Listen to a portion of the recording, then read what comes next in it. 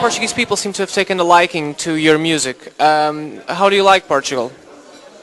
I like Portugal. I really like it. I mean, I thought about moving here at one point because I think in Europe it's one of the nicest places I've been to. I mean, I like the south of France and I like Portugal, and but we shall see. But I like it, and the response of the crowd was great so far. People seem to enjoy the music, you know, and there's nothing more I could ask for.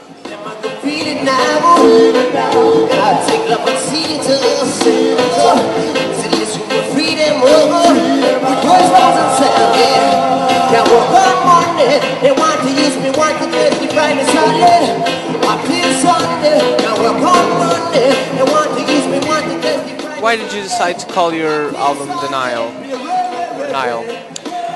Because I like the name, I like the sound of the name. And albums are like babies, you know, you have to find a name that sounds good and also has a good meaning. And to me, the meaning is very important, and it's a great meaning. It doesn't have anything to do with Egypt or pyramids or anything like that. It's more, you know, the symbolism of a river, you know, a river that it's like life, the journey of our soul or the journey of our bodies or whatever, you know, from a source growing into something, and then boom, the big thing, which is the ocean. Also the Nile is, in particular, being the river that flows through the desert, makes the desert fruitful, brings life into a place where there's no life, and also you know, the river where human civilization was found. So it's like the original river, and I'm trying to take it back to the roots with this album, you know, take it back to my roots, you know, simplify things and not keep it very raw, keep it very natural, not polished, you know. I left little things that are very almost mistakes. I left them in there so that, you know, it's authentic, because I think nature is the example I would take if I look at art, because it's the greatest version of art, it's divine art. This album is very raw. It's not about the detail, it's about the big picture, and that's what it's about, yeah. The less attention you pay to the small details, the better you understand things. Do you agree? Well, you shouldn't over-focus on, you know, details. That's the problem I see, because when you go too close and you just keep looking at one thing, you just lose the view for the big picture, and that's what happens a lot with us. You know, we have like something in our face and we be like looking at it every day. You know, like, oh, this shit is just, it's not, it's bad. You know, and we keep looking at that one thing and forget the whole thing and just, you know. Like mine. Yeah, I wasn't gonna, you know, forget the whole thing. Or maybe it has to be there, you know, to complete the whole thing. Yet I'm all right, so it's fine. Yeah.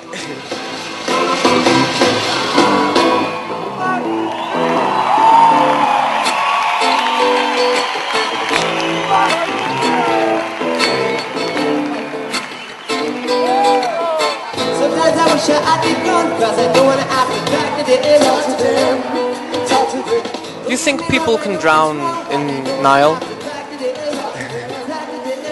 Well, depends on your definition of what comes after life.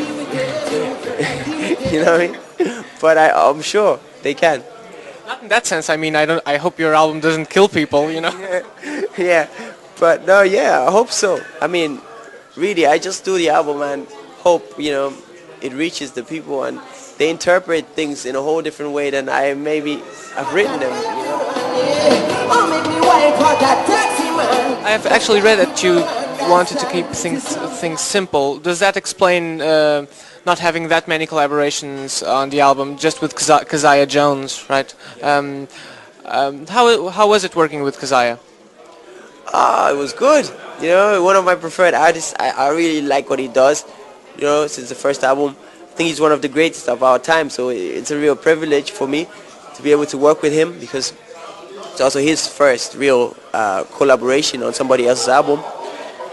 And me, I more see myself in a tradition of songwriters, you know, like, and if you listen to a Hendrix album or a Bob Marley album or a Dylan album, you won't find features, you know, you find just an album.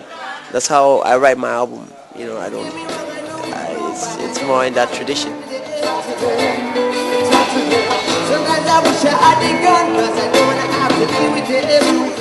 In your album, you seem to have more older traditional.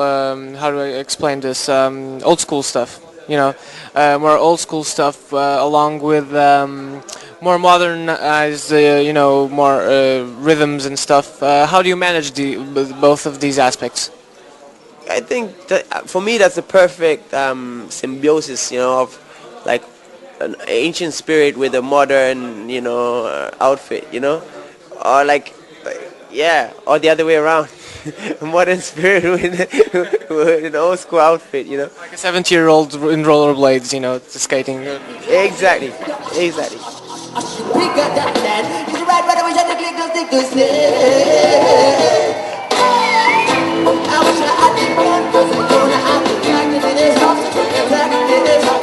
I want to keep my music timeless, you know, and timeless things are, for me, the analog recording process where, you know, everything really sounds very authentic, like how they used to record in the 70s and before that, you know.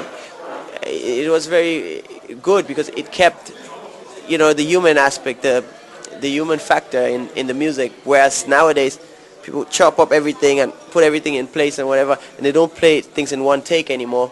So we're trying to basically do it the old way.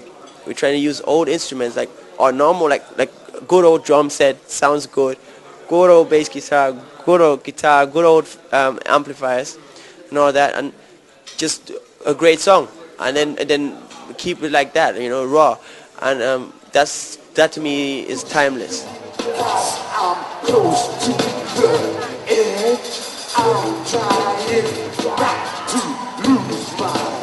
When you listen to 80s music, you know, when the keyboards just came out, you know, that's something that's okay. 80s, you listen to it, you're like, oh, 80s, but now it's outdated, you know.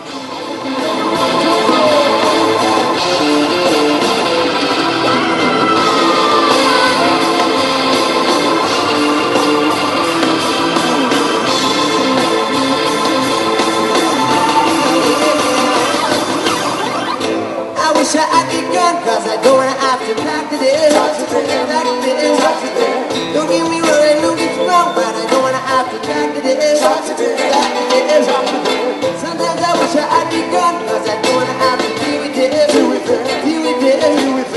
Don't get me wrong, I know it's wrong, but I don't wanna have to deal with it. Thank you, Patrice. Thank you.